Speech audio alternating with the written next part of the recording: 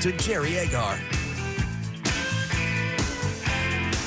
Good to have you along. The situation is not getting better. It is getting worse, in my view. In fact, there's an editorial in the Toronto Sun that says we have achieved institutional racism in this country, where police will not stop the terrorist sympathizers. And whether you want to dance around it and pretend it isn't so, it is a fact that Hamas and their supporters want the final solution, as that one person was chanting in Montreal. The final solution, the elimination of all of the Jews. And yet the people who want that, the architect of that kind of move, is championed on the streets here in Toronto. And the police just stand there and watch it happen like it was a street fair with a juggler. And then along comes a person who wants to try to cover the thing, who wants to get some closer up video of it, and he is arrested. Why is that? Because he's a Jew? I hope that's not the case from the Toronto police. I hope the police are just taking, like water, the easy way to go. Well, we know that Ezra Levant's not going to hit us if we come over here and threaten to arrest him. And if we go over there and try and take on the terrorist supporters, we might have to, bend a fingernail or something. And we don't want to do that. Sorry to have to say that about the police, but they won't engage with me to talk about this, which is cowardly in and of itself. So they arrested Ezra Levant. Ezra, good morning. Hi there. It's great to be on the show. Thanks for having me. Prisoner 24601 steps up. Ultimately, you were arrested for moving you along, I understand. You weren't actually charged with anything, were you? No, they held me for a couple hours and then they let me go, but not before arresting me in public, handcuffing me, some sort of threat of violence, packing me into a police car, taking me to jail, searching me again, putting me in a cell.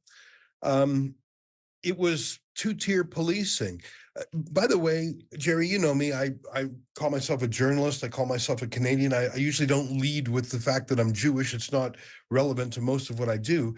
But it was relevant yesterday in a way I had never encountered before.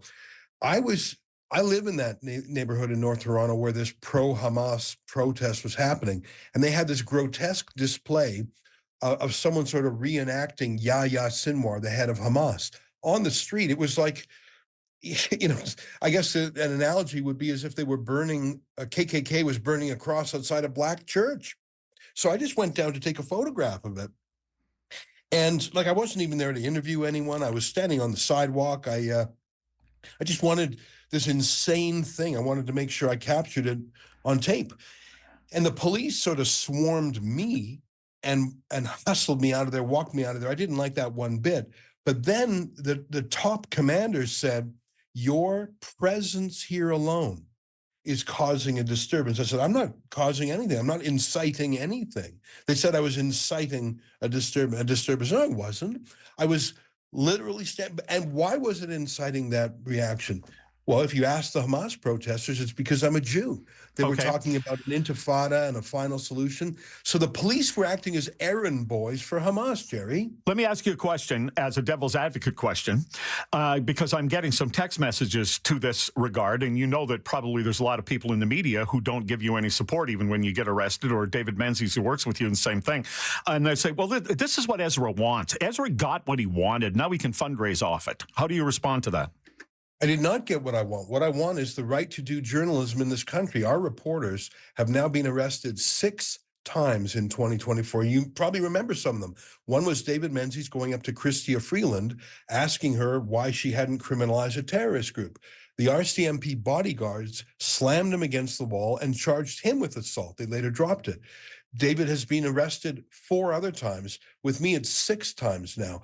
And David has been beat up twice by police. Thankfully, that didn't happen to me.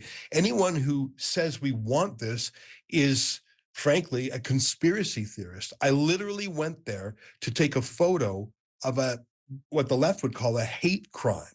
I mean, I'm not much into thought crimes, hate crimes, word crimes. I do believe there were real crimes being committed there, uttering threats, mischief, trespass, vandalism, that the police have allowed this anti-Semitic crime wave for a year, Jerry. I go there to photograph it, and someone says, I'm looking for trouble. That's like saying, oh, that girl who was raped, she had it coming because her skirt was too short. Anyone who says that that I want to be arrested in my neighborhood, Jerry. I live in that neighborhood in North Toronto. That's the mall I go grocery shopping in. That's the plaza. There's a Wimpy's Diner where I have dinner.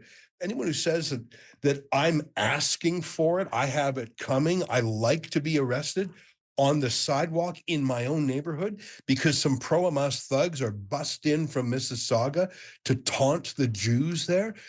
And by the way, what the hell are they doing having a protest in a residential area? You want to protest outside the Israeli consulate? I understand that. You want to protest outside some corporate place? Okay, whatever. But you're just amongst a bunch of Jews. You're parading around with swastikas. You're calling for a death. You're intifada. That's the Arabic word for an anti-Semitic riot. You're talking about a final solution in a residential area. Okay. And I'm the one who's asking for it by going onto the street. That's so gross, Jerry. Okay, well, let me ask you this. I'm going to talk to Chris Lewis, who is the former commissioner of the OPP. The police wouldn't engage with me on this morning. Why do you think the police are taking the attitude that they are? Beyond, I do know. I'll give them this. They don't have political support to weigh in and really hardcore take on the anti-Semitism that's happening on the street. But why is all of this? I don't get it. You nailed it. There's two reasons why, and you've already said it. The number one is the path of least resistance. I'm one 52-year-old guy, and they know I'm not going to fight them. So it's a lot easier to take me out rather than a bunch of shrill, screaming foreign provocateurs, many of whom aren't even Canadian citizens, who literally tell you their intentions. They're wearing masks. They're celebrating Hamas. If you're a cop, which is the path of least resistance? Take out the Jew. You know, at worst, he's just going to blabber about it. He's not going to blow you up. So number one is path of least resistance. And number two, we have woke policing that looks at the world through the lens of critical race theory. So Jews are oppressors, Muslims are the oppressed, side with the left, side with new migrants, even if they're not even Canadian nationals.